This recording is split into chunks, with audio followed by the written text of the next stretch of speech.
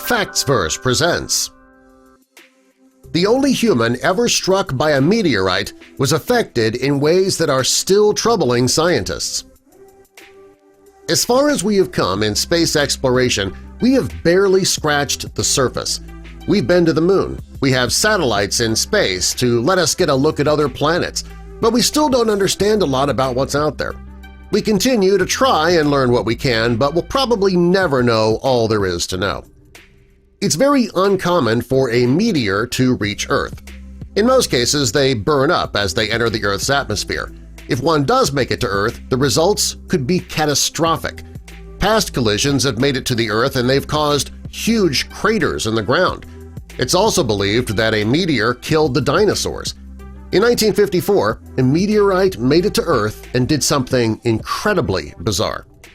In 1954, most of the United States was focused on Brown v. Board of Education in Topeka, Kansas.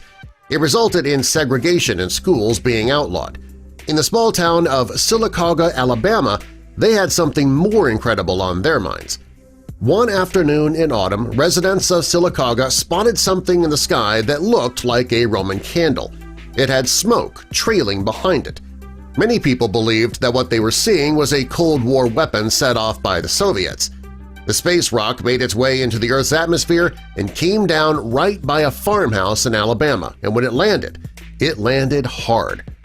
Earlier that afternoon, a 32-year-old woman named Ann Hodges laid down on a couch to take a quick nap before her husband got home from work.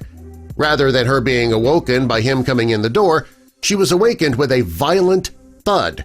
When she woke up, she didn't know what happened. All she knew was that she had a football-sized injury on her left side. She tried to get off the couch so that she could find out if she was in danger. And what was strange was that Ann's living room was in perfect shape, except for her radio that was on its side, with a massive crack in the side and the pieces were falling out. When the neighbors heard the blast, they ran to Ann's house to check on her. They helped her off the couch and called the police. When they arrived, they found a gaping hole in the ceiling and a large meteorite stuck in the ceiling. The rock hit the roof of the house, ricocheted off the radio, hit Ann while she was sleeping, and then I guess ended up back in the ceiling. A geologist was called to the scene and was shocked. No person in history had ever been hit by a meteorite. The only human ever struck by a meteorite was affected in ways that are still troubling scientists. When Ann's husband Eugene got home from work, he panicked when he saw the crowd and the police in front of his house. He couldn't believe that his wife had been hit with a meteor. It's something that does not happen every day.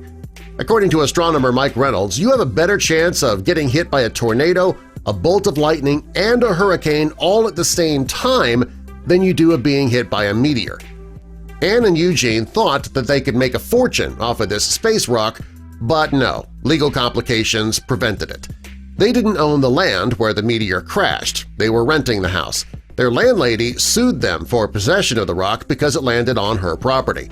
Well, rather than fighting it out in court, the couple paid her $500, which was a lot of money for an Alabama working-class couple back then. They were sure that it would sell for a lot, so they thought it was worth it to buy it for the $500.